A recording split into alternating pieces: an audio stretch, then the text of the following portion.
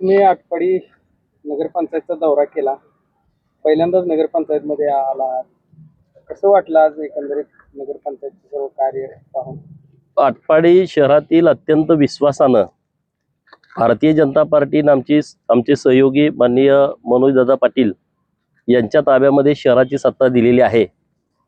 नगराध्यक्ष म्हणून UT Jadhav sir, उपनगराध्यक्ष माननीय पाटीलताई, गटनेते माननीय ऋषिकेश देशमुख, महेशदादा देशमुख, डॉक्टर जयंत पाटील सर, चंदूभाऊ दोंडे, सगळी टीम आहे. अजित जाधव असतील, काही नगरसेवक आज आमचे हजर नाहीत. तर शहरातल्या लोकांच्या काही अपेक्षा आहेत नगरपंचायतकडून आणि आमची पण जबाबदारी आहे. परंतु काही टेक्निकल अडचणी आहेत आणि त्या टेक्निकल अडचणी दूर केल्याशिवाय शहराचा विकास होऊ शकत नाही. आणि म्हणून आज नगरपंचायतला भेट दिली. माननीय CO हजारे साहेब आणि तहसीलदार मॅडम बनगर मॅडम या पण या बैठकीला उपस्थित होत्या.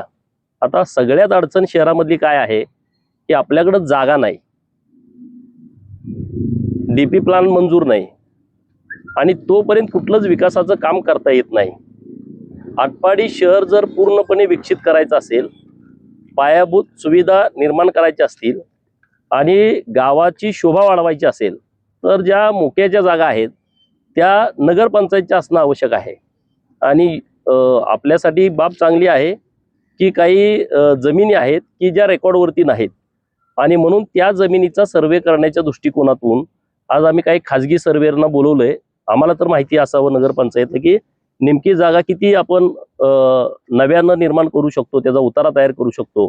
आणि म्हणून त्याच्या संदर्भामध्ये ओढापात्र असेल, सरकारवाडा असेल, ओढापात्र इकडं सांगोला रोडकडचे जे खोकेधारक असतील तिकडची बाजू असेल किंवा चौकातून आपण ग्रामीण रुग्णालयाकडे जाताना, प्राथमिक आरोग्य केंद्राकडे जाताना तिथं ज्या ओढापात्रामध्ये खोकेधारक आहेत त्या सगळ्या जागांची पाहणी केलेली आहे.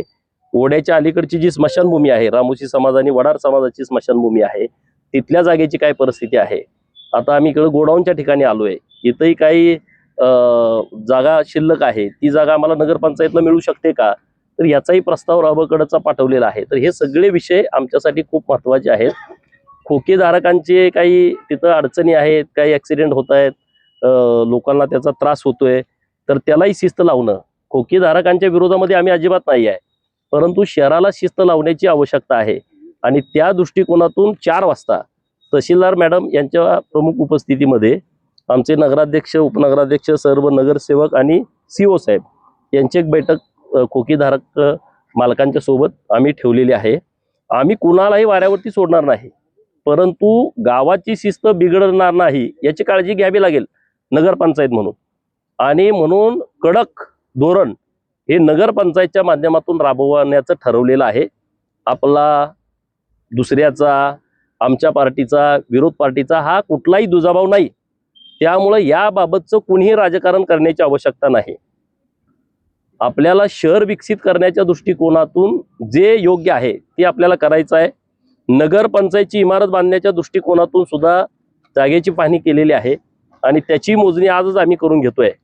म्हणजे हे सगळी कामं जी आहेत शहराला अपेक्षित, ओढा सुशोभीकरण करणं असेल किंवा मच्छी मार्केट असेल, भाजीपाल्याचं मार्केट असेल, फळ मार्केट असेल, शहराला क्रीडांगणासाठी जागा मोठी आवश्यक आहे, ती जागा आमच्याकडे उपलब्ध नाही आहे, असे अनेक विषय आपल्या समोर आहेत.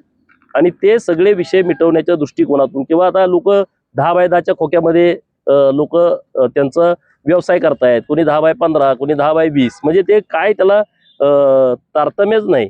कोणी